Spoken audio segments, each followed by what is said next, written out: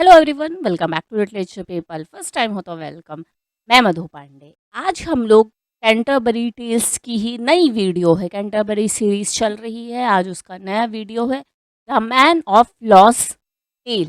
Man of law ने जो कहानी सुनाई थी उसकी आज हम लोग समरी देखेंगे। इससे पहले की वीडियो में हम लोगों ने मैन ऑफ लॉ का डिस्क्रिप्शन देख लिया है, तो शुरू करते हैं। कुछ मर्चेंट्स हैं जो रोम से ट्रैवल करके बेबीलोन आते हैं और वहाँ की जो एम्परर की डॉटर है कंस्टेंस, उसकी जो तारीफ़ों के पुल बांध देते हैं कि वो बहुत सुंदर है, बहुत वर्चुअस है, मतलब वो बहुत ही अच्छी है। वहाँ पे जो राजा है सुल्तान है, मतलब सुल्तान है वहाँ पे। तो उन लोगों का रिलीजन और जो रोमन्स थे उनका रिलीजन डिफरेंट है। अब जो रोम का एम्परर है वो अपनी बेटी की शादी दूसरे रिलीजन दूसरे कंट्री में नहीं करवाएगा। इसके लिए फिर जो सुल्तान होता है वो राज़ी हो जाता है क्रिश्चियनिटी में कन्वर्ट होने के लिए। उसको वो लड़की चाहिए, भले उसे कुछ भी करना पड़े। और वो अपने क्लोज लोगों को, अपने लोगों को बोलता है कि तुम भी क्रिश्चियनिटी में कन्वर्ट हो जाओ। और ये सब चीज़ें हो रही है, राजा मान गया है शादी के लिए, रोम का एम्परर। ठीक है, जब तुम कन्वर्ट हो रहे हो तो शादी में कुछ इशू नहीं, बट किसी ने भी कंस्टेंस उससे नहीं पूछा तुम्हें शादी करने की नहीं, उसको बिल्कुल भी अच्छा नहीं लग रहा है अपने लोगों को छोड़ के जाने के लिए, अपने फ्रेंड्स को छोड़ के जाने के लिए दूसरे देश में शादी करने के लिए। बट वो टाइम पे वैसे भी कोई मर्जी चलती नहीं थी किसी भी चीज़ पे। लोग अपने कंट्री का फ़ायदा देख के कि जहाँ समझौते हो रहे हो तो अगर कंट्री के रिलेशन अच्छे हो जाएंगे तो उनके लोगों को भी फ़ायदा होगा, तो इस वजह से वो शादी के लिए रेडी हो जाती है। ये शादी सिर्फ कंस्टेंस को ही नामंजूर नहीं थी, वो जो सुल्तान की माँ है उसको भी मंजूर नहीं है। वो अपने रिलीजन को छोड़ के किसी और रिलीजन को नहीं अपनाना चाहती। तो वो अपने जो करीबी लोग होते हैं, जो काउंसलर्स होते हैं, उनको इकट्ठा करती है और सबको मरवा देने का प्लान करती है, यहाँ तक कि अपने बेटे को भी। जो कन्वर्ट हुए हैं सबको मार दो, जो क्रिश्चियंस हैं सबको मार दो। सबको मरवा देती है और वो सोचती है कि वो जो रूल करेगी वो अब रूल करेगी बेबीलोन पे। तो यहाँ पे शादी का फीस्ट होता है, सबको मरवा देते हैं। बट वो कंस्टेंस को नहीं मारती, वो उसको बोट में भेज के खाने के साथ भेज देती है। उसको लगता है फिर वो अपने आप ही मर जाए, वैसा सॉर्ट में। अब जो कंस्टेंस है 3 साल तक अब वो बोट में ही घूम रही है। बाय मिरेकल वो अभी भी जिंदा है, मतलब भगवान की दया से। खाना तो कैसे 1-2 दिन का ही रहेगा ना, कि और खाना कैसे मॉक करने के लिए दिया रहता है कि भाई ऐसे भी तुम ज़िंदा तो रहोगे नहीं। फिर 3 साल बाद वो नॉर्थ अम्ब्रिया के शोर्स में पहुंच जाती है और फिर वो किंग के कांस्टेबल को बीच में मिलती है। वो उसको अपने घर लेके जाता है और वहाँ पे फिर वो उसकी वाइफ़ जो है वो कंस्टेंस से इन्फ्लुएंस होके क्रिश्चियनिटी में कन्वर्ट हो जाती है।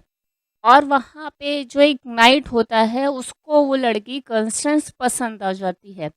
वो मना कर देती है कि भई उसको इंटरेस्ट नहीं है। फिर एक दिन वो जो नाइट होता है वो उसके घर जाता है और वो जो कांस्टेबल होता है जिसने कंस्टेंस को अपने घर में लाया होता है, उसकी वाइफ़ को मार देता है और वो जो चाकू होता है वो लड़की के हाथ में दे देता है। और ये मतलब उसको डेविल ने बोला होता है करने को, उसको मतलब कुछ आकाशवाणी टाइप, मतलब उसको ऐसा फ़ील होता है, ऐसे कई जगह पे है। फिर जब वो कांस्टेबल देखता है कि उसकी वाइफ़ डेड है, अब सारी चीज़ें इशारा इसी पे कर रही हैं कि कंस्टेंस से मारा है और नाइट भी बोलता है कि हाँ, हाँ, उसी ने ही मारा है।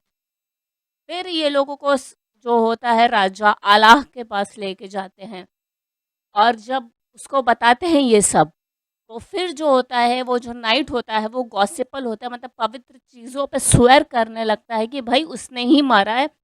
उस पे से जो हेवन से कुछ तो स्ट्राइक होता है और हमें पता चल जाता है, ऑडियंस को, राजा को, सबको, कि भाई ये झूठ बोल रहा है। तो जो राजा होता है अल्लाह, उसको एग्ज़ीक्यूट करवा देता है नाइट को। और जो कंस्टेंस और ये राजा की शादी हो जाती है। और फिर जो ये होती है, फिर कंस्टेंस एक बच्चे को जन्म देती है। वो टाइम पे जो राजा होता है वो अपनी वॉर लड़ने बाहर गया होता है। तो वो उसको लेटर लिखती है कि हमें एक बच्चा हुआ है, बहुत ब्यूटीफुल है ये सब। और फिर उस लेटर को वो भेजने के लिए देती है और जो उसकी मदर इन लॉ होती है वो लेटर को चेंज कर देती है, बताती है कि जो बच्चा है वो डिसफ़ॉर्म हुआ है और वो हेल का है, मतलब वैसे सॉर्ट में। Mother in laws. फिर वो राजा को लेटर मिलता है, बट वो राजा बोलता है मुझे कोई भी फ़र्क नहीं पड़ता कि वो बच्चा कैसा दिखता है, मैं उस बच्चे से प्यार करूँगा। और ये लेटर को फिर उसकी आला की जो माँ होती है वो चेंज कर देती है और उसमें ये बताती है कि ये लिखा है कि वो उसको, लड़की को एग्ज़ीक्यूट कर देगा, लड़की और बच्चे को राजा। इन दोनों को भाई भेज दो, अब देश निकाला दे दो टाइप में। फिर कंस्टेंस और उसके बच्चे की जर्नी शुरू होती है वापस बूट में। और जब वहाँ पे रोम के राजा को पता चलता है कि इनकी बेटी के साथ क्या-क्या हुआ है बेबीलोन में, तो वहाँ पे वो रिवेंज लेने जाता है और सबको मरवा देता है जो-जो उस चीज़ में शामिल था। और ये जो है कंस्टेंस पहुँच गई है अलग शोर पे, रोम के शोर पे। वहाँ का जो सेनेटर होता है रोम का, वो मिलता है, वो उस कंस्टेंस और उसके बेटे को अपने घर लेके जाता है और जहाँ पे वो पीसफुली रहती है काफ़ी समय तक। और वहाँ पे किंग अला ने अपनी माँ को एग्ज़ीक्यूट करवा दिया ट्रेचरी के लिए और वो अपनी वाइफ़ और चाइल्ड के गम में है, गिल्ट में घिरा हुआ है और फिर रोम में पिलग्रिमेज पे जाता है रोम में। और जो रोम का सेनेटर है, वो अब उसको अपने घर पे बुलाता है अला को फ़ीस्ट के लिए मिलने के लिए और वहाँ पे वो कंस्टेंस के बेटे से मिलता है, मॉरिस से। और उसको उसकी जो रिसेम्बलेंस होती है बच्चे की, उसके माँ से बहुत ज़्यादा मिलती है और वो समझ जाता है कि ये उसका ही बेटा है, कंस्टेंस और उसका बेटा है। और फिर यहाँ पे अला, कंस्टेंस और मॉरिस रियूनाइटेड हो जाते हैं और अला बताता है कंस्टेंस से कि मेरी इसमें कोई गलती नहीं थी, कुछ भी नहीं था। और कंस्टेंस अभी तक अपने घर क्यों नहीं गए, अपने राजा उसका बाप है, क्योंकि उसकी मेमोरी चली जाती है इन सब चीज़ों में। वहाँ से निकलती है, जब रोम में आती है तब उसकी मेमोरी चली जाती है।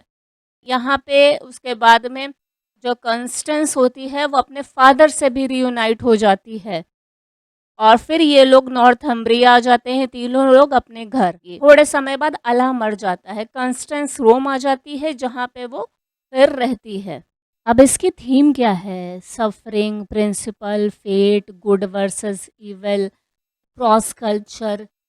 अब यहाँ पे जो चीज़ें हैं, रोमांस भी है, हिस्टोरिकल भी है, काफ़ी सब चीज़ें मिक्स हैं।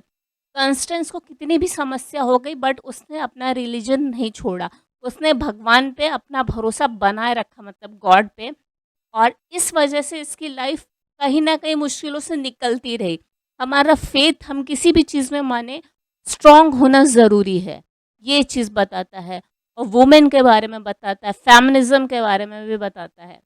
तो रोमांस नॉवल पढ़ने में इंटरेस्टेड हो तो ये एक रोमांस नॉवल है, इसको पढ़ सकते हो। इसका जॉनर इंटरनेशनल क्रॉस कल्चर है, ठीक है? और ये भी इंस्पिरेशन नॉवल है, कैसे इसमें जो लीड लड़की होती है तितली, अपनी दिक्कतों से कैसे निकल के चीज़ें करती है। इसमें फिर उसको एक लड़का भी मिलता है, ये सब चीज़ें हैं। ये नॉवल किंडल पे पूरी फ्री है, किंडल का ट्रायल भी फ्री होता है, नहीं तो 3 चैप्टर वैसे भी अमेज़न पे फ्री है, तो पढ़ के देख सकते हो कैसी है। चैनल पे फर्स्ट टाइम हो, अभी तक वीडियो देख रहे हो तो चैनल सब्सक्राइब कर लो, तो आगे जो भी मैं वीडियो डालूँ तो उसके बारे में पता चल जाए। वीडियो अच्छा लगा है तो लाइक करो, कुछ भी डाउट रहेगा तो ये मेरे इंस्टाग्राम की आईडी है, यहाँ मुझे फॉलो कर सकते हो, डाउट पूछ सकते हो, डायरेक्ट पूछना, हाय हेलो मत करो, जस्ट डायरेक्ट डाउट पूछो। Thanks for watching, see you next time, bye bye.